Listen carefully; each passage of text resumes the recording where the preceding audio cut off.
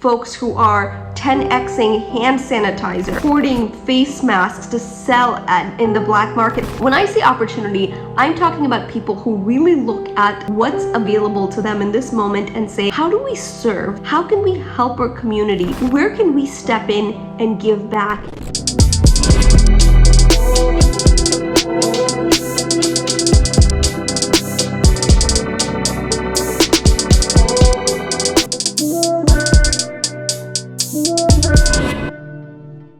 Hey everyone, this is Shama Hyder here, and I've been thinking a lot about the old Chinese curse/blessing, which says, may you live in interesting times, and that definitely seems to be the case right now. We are living in some very interesting times. Hope you all are being safe out there, washing your hands plenty, and keeping your social distance. We've definitely been doing the same, and it's been, this is, I think, a challenging time for lots of people. And as a company, at Zen Media, we've actually been doing pretty well given circumstances. The most important things being the team is healthy. Everyone is doing well. I'm knocking on wood here. And, we've been remote for 11 years. So the remote part has not been as much of a jump for us as it's been for some other folks. And so we've always had a great suite of tools, Google Plus, not Google Plus, God, that's been gone for a while, right? But Google Premiere, G Suite, Slack, you name it. So it's been pretty interesting to have, all these tools now, and to see other folks perhaps recognizing the value of remote working. So, I found myself talking a lot about what's going on right now with friends, with many of you who've sent messages and you've asked for my thoughts on what's going on with the current situation and how we're dealing with it. So, I'll share my personal and I'll share the professional, because I just know so many of you are curious. So like many of you and most of us, I have, I have a young kid. So not everyone has a young kid at home, but you understand that lots of us have families and obligations. So I have a 7-month-old son, and working from home is not necessarily new for me. Remote work has been par for the course for 11 years now, so that's not necessarily new. But it's definitely different because there's not a place to go at all. So we're all in the same home. And my husband is also an entrepreneur, so he goes to the work. His staff is really minimal right now and comes right back. We're all taking precautions and doing the smart thing. What I think is interesting when stuff like this happens, again on a personal note, is people go either towards paranoia or they go towards recklessness, which always surprises me. Maybe it shouldn't. I feel as human beings, those are the two extremes on the personal front. Either people get really paranoid and just have refused to even go outside their apartment doors to get some fresh air, and which I really don't recommend. I think the idea of social distancing is keeping away from people at a healthy distance, but by all means, I hope that we're all embracing nature right now. And so I just see a lot of people getting very paranoid, and even more than the physical distance, the toll it's taking on their emotional well-being, the anxiety, the anxiousness, the fear. And I just don't see that being healthy in any capacity whatsoever. And on the other hand, we have folks that are honestly being quite reckless. We live in Miami, and it was amazing this weekend how many people were in South Beach and lines around, popular clubs and hotspots of folks wanting to get in. Of course, Miami is a big spring break destination, but I was surprised to see that and a little saddened, because I do think it's reckless to be out like that, out and about with lots of crowds, because unlike the flu or unlike other diseases, what we're hearing from the CDC and verifiable sources is that the incubation period for COVID-19 is just longer, right? So you might be a carrier and not show symptoms for 3 weeks, and then you've gone around and spread it to people, some who might be more immunocompromised, elderly, so forth. And so it's just funny because I see people being paranoid, I see people being reckless, and then there's the middle ground of what I hope you're doing, which is just being smart. I think this is a time to make smart decisions. If you're washing your hands twice a day, do it 4 times a day. Make good choices. Obviously, distance yourself. Don't make unnecessary plans if you don't need to go out. And I think it's funny because smart seems to be so hard to do, but I really think in our personal lives that's the approach my family and I are taking, and I hope that you are too, because paranoia never served anyone. In fact, I think if anything, it could probably lower your immunity from all the stress that you put your body under and your mind under. And then just being reckless is frankly not good for society in general, and definitely not a virtue that you want to cultivate for yourself. So that's what's happening on the personal front, and we are very much in the same boat as many of you, where we're limiting our interactions, which I guess also feeds into my professional. I'm usually not home this much. I keynote a ton, so I'm usually traveling all over the world, and of course all of that has been curtailed. So that's our bridge into the professional. All my keynotes have been postponed. None have been canceled quite yet, but postponed to next year. So for the foreseeable future, there might not be as much travel involved, and I'm okay with that because we're keeping plenty busy at Zen Media. And I wanted to share a couple of things with you on the professional side because I think it's important. I think it's stuff that people don't think about. So just like on the personal, where folks fall into these categories, right? They fall into paranoid or reckless, not smart, less so.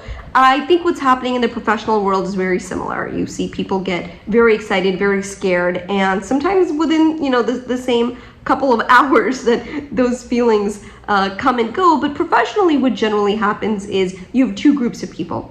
You have one group that is the panic group. So these are the folks that pull back on everything. They turn off key market, business drivers like marketing. They hoard. They just freak out. And they actually hurt the market more than anything, I think, environmentally, because they just react out of fear. And then you have the group that really looks at it and says, let's own the moment. This is the group that says within every cloud there is a silver lining. Where is the opportunity in this? And let me be very clear. When I see opportunity in this, I absolutely do not mean taking advantage of a very sensitive time. There is human tragedy here. There's no doubt. In fact, I'm rather a sensitive person. I've asked my husband not to share certain stories with me because it really does break my heart when I hear people who are really suffering, and make no mistake, there are people truly suffering. And when I say taking advantage of an opportunity, I'm not referring to folks who are 10xing hand sanitizer or hoarding face masks to sell in the black market. Like, these are practices I absolutely do not condone, and I don't think we as a society should. When I say opportunity, I'm talking about people who really look at what's available to them in this moment and say, how do we serve? How can we help our community? Where can we step in and give back? And then they share that message with folks across the board. And I don't see anything wrong with that. I think the media could frankly do with some positive stories, some folks stepping in and helping out. In fact, I did a whole Forbes piece that's been really well received on my column around coronavirus champions. So brands and companies that are really acing it right now. And I'll share with you 2 of our clients that we've been so hard at work on this past week, and have engineered in many ways virality for them because they are doing amazing things and they deserve the press. They deserve for everybody to know who they are. So one of our clients is Forbes 8, and Forbes 8 has a wonderful app for entrepreneurs. They're very much like the Netflix for entrepreneurs. They have lots of great content, but they serve entrepreneurs. They understand entrepreneurship and what it takes, because it's not easy. It's not for everybody.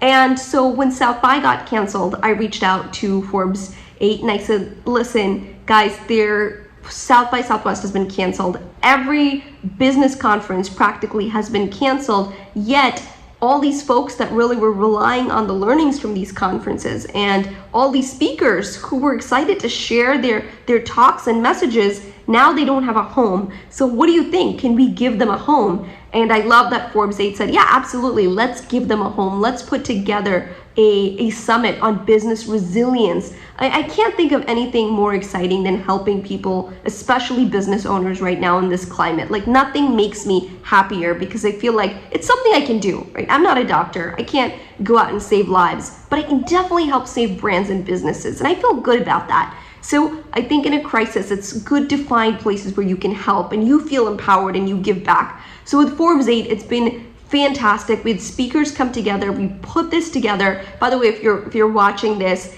and you haven't registered, definitely check it out. We'll have links down below that you can take a look at, or you can look at any of my profiles and catch a link to register. It's completely free for entrepreneurs. And what an amazing give back, I think, and to really serve the community in a time where it's very necessary. So I love that. Another client of ours, during all this crazy time, believe it or not, actually works with restaurants. So One Dine is a guest-facing, innovative technology solutions company. They create amazing technology to serve restaurants. And as you can imagine, restaurants have been really hard hit across the board, especially here. I see it locally, but I know in Europe, lots of restaurants are closed. Here in the United States, most states have closed down restaurants. And the restaurant business is such a big industry. Did you know that 1 in 5 Americans works in the restaurant and hospitality industry? That's absolutely huge. So One Dine had this amazing idea, and he said, well, we have our technology, and what we can do is turn every parking lot of any restaurant into pretty much a drive-through, right? So like Sonic. And so really it's a touchless takeout.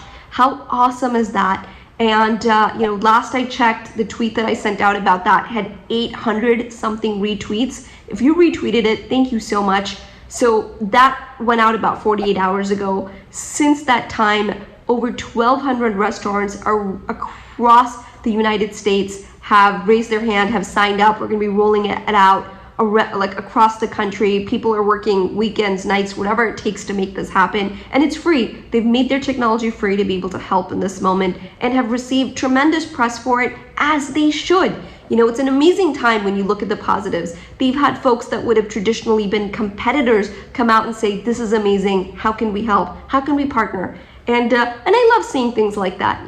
Again, as a business owner myself, as someone who feels deeply responsible for my employees, for our community at large, I love when we can step in and use our talents for good. So I guess in all of this, that's my message to you. Where can you apply your talents for good? And when you do, talk about it. I think the more positivity that we can cultivate, the more positive stories we can put out there, it's good for the soul. And whatever is good for the soul, it's got to be good for the body, right?